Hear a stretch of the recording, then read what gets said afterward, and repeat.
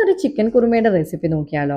അതിനായിട്ട് കുക്കറിൻ്റെ അകത്തേക്ക് വെളിച്ചെണ്ണ ഒഴിച്ച് കുറച്ച് ഏലക്കായ ഇട്ട് ചെറുതായി അരിഞ്ഞു വെച്ച ഇഞ്ചി പച്ചമുളക് ആഡ് ചെയ്ത് പിന്നെ ക്യാരറ്റും കുറച്ച് സവാളയും പിന്നെ കുറച്ച് ഉരുളക്കിഴങ്ങും ആഡ് ചെയ്ത് നന്നായിട്ടൊന്ന് വഴറ്റിയെടുക്കണം കേട്ടോ.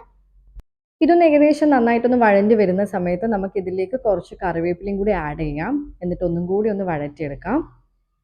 ഇനി നമുക്ക് കഴുകി വൃത്തിയാക്കി വെച്ച ചിക്കൻ്റെ അകത്തേക്ക് കുറച്ച് ഉപ്പ് മാത്രം ആഡ് ചെയ്ത് നന്നായിട്ട് മാറിനേറ്റ് ചെയ്ത് വെക്കാം കേട്ടോ.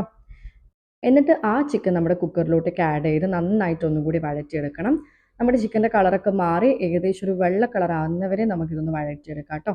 എന്നിട്ട് പൊടികളായിട്ട് ഉപ്പും മഞ്ഞളും മാത്രം ഇപ്പോൾ ആഡ് ചെയ്യുന്നത്. അതും കൂടി ഇട്ട് നന്നായിട്ടൊന്ന് ഇളക്കി എല്ലാ ഭാഗത്തേക്കും ഒന്ന് ആക്കിയതിന് ശേഷം നമുക്ക് കുറച്ച് വെള്ളവും കൂടി ആഡ് ചെയ്തിട്ട് അത് അടച്ചു വെച്ച് ഒരു 2 വിസിൽ വരുന്നത് വരെ കുക്ക് ചെയ്ത് വെക്കാവേ.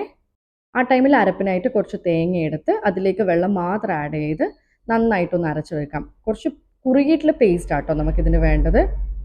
ഇനി ചിക്കൻ്റെ അകത്തുള്ള വിസിലൊക്കെ വന്നു കഴിഞ്ഞാൽ നമുക്കിതൊന്ന് ഓപ്പൺ ചെയ്തിട്ട് ഒന്നും കൂടി ഒന്ന് വേവിച്ചെടുക്കാവേ.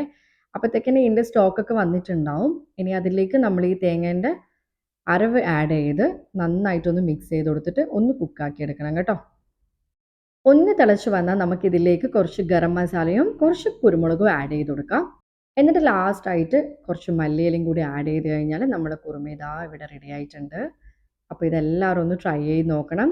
ഞാനിത് ബ്രെഡിൻ്റെ കൂടെയാട്ടോ ട്രൈ ചെയ്യുന്നത്. നിങ്ങൾക്ക് വേണമെങ്കിൽ പത്തിരി അപ്പം അങ്ങനെ എന്തിൻ്റെ വേണമെങ്കിലും കൂടി ട്രൈ ചെയ്യാം.